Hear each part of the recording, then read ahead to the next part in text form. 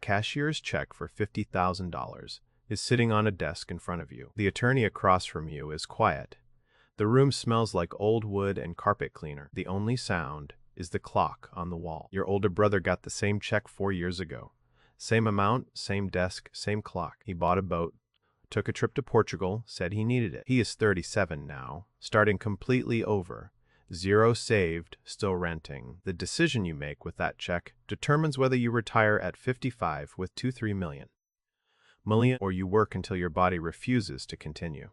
Same check, 2 completely different lives. I will show you both. Meet Marcus and Diane, 29 years old. Combined income around $85,000. They just received $50,000 from Marcus's late grandfather. Reasonable people, good instincts most of the time.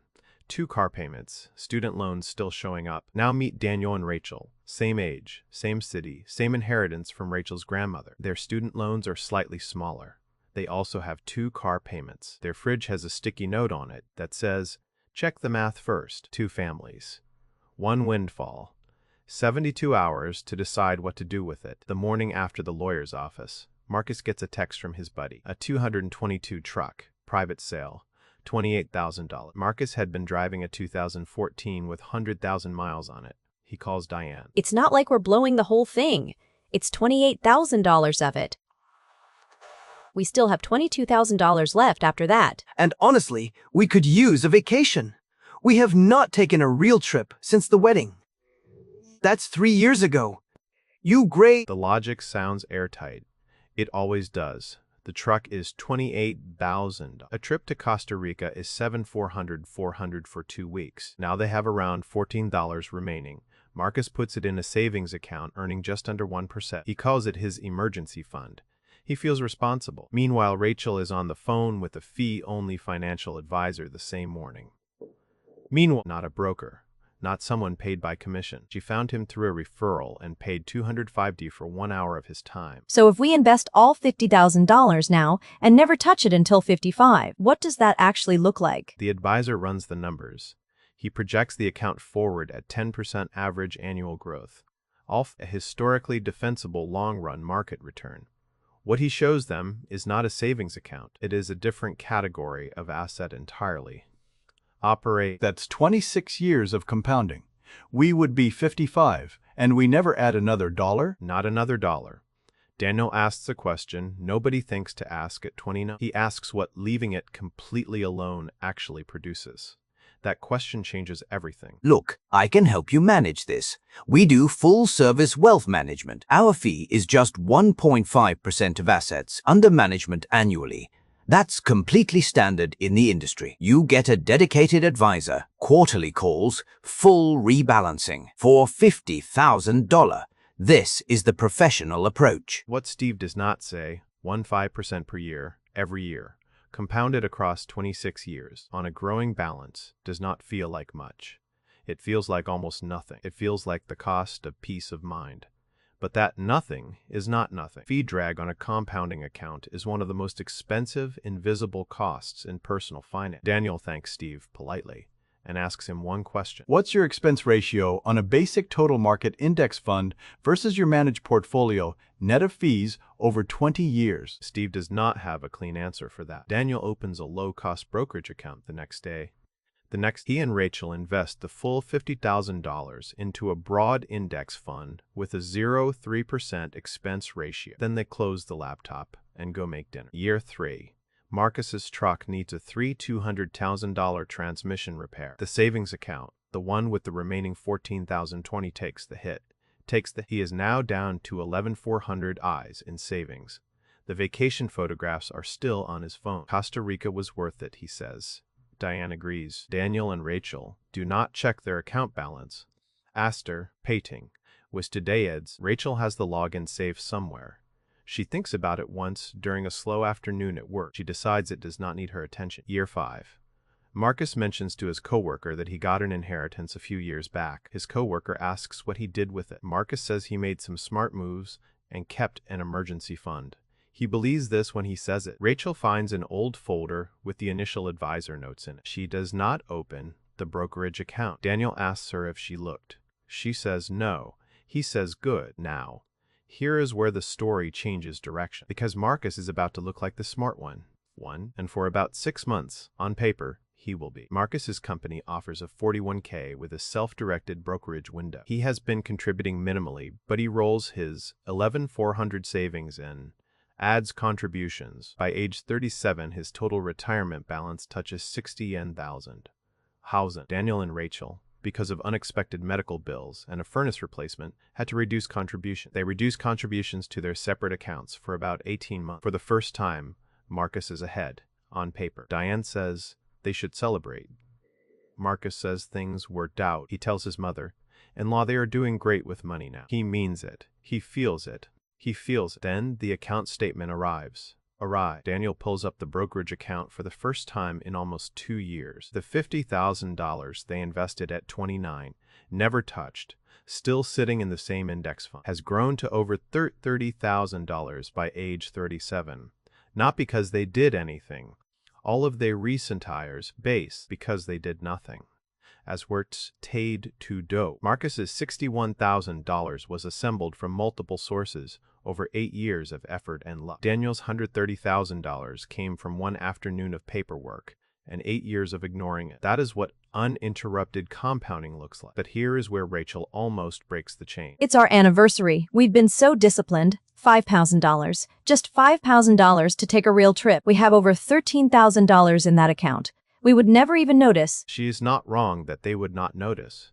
She is wrong about what $5,000 costs. That $5,000, removed from a compounding account at age 37 and never replaced, does not cost $5,000. At 10% annual growth, over the remaining 18 years until 50, that $5,000 becomes approximately $2,700. They are not deciding about a vacation. They are deciding about $27,100. Let's find another way to pay for it, not that account. That account is radioactive. We don't touch it. Rachel laughs when he says radioactive. She agrees. They go to a cabin 2 hours away and call it enough. Age 42. The halfway marker. Marcus has worked hard. He has made incremental progress. He has roughly $19,000 saved across 2 accounts. He is not behind where most Americans are. He is average, maybe slightly above. He feels okay about it most days. Days often's hot. The $50,000 Daniel and Rachel invested at age 29 is now worth approximately $58,700. That is the halfway value. Same $50,000. 0 additional contributions. 13 years of being left alone. $587,000 from $50,000. No extra work, no raises invested, no annual contributions. Just time and a decision made at 29 inside a lawyer's office. Marcus hears this number secondhand from Rachel, who mentions it casually at a barbecue. He is quiet for the rest of the afternoon. Diane asks if he is okay on the drive home. He says yes. He is not entirely lying. We could have done that. We had the same amount. Don't do that to yourself. We needed that truck. The transmission was going on the old one anyway. She is not wrong, and she is not cruel. She is just human. That is what makes this hard. Every decision Marcus and Diane made was defensible. None of them felt catastrophic in isolation. The truck was practical. The trip was earned. The savings account felt responsible. Each choice cost a small amount. Together, they cost a different life. Age 55. The number you need to hear. Daniel and Rachel's account. 1 decision, 1 investment, 0 contributions across 26 years, is now worth $233 million.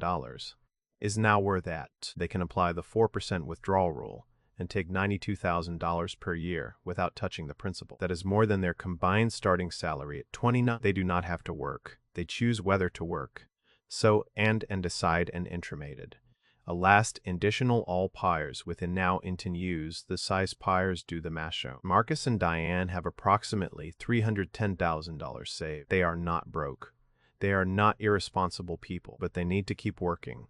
The math does not give them a choice. $310,000 at the 4% rule is $12,400 per year. That is not retirement. That is a supplement.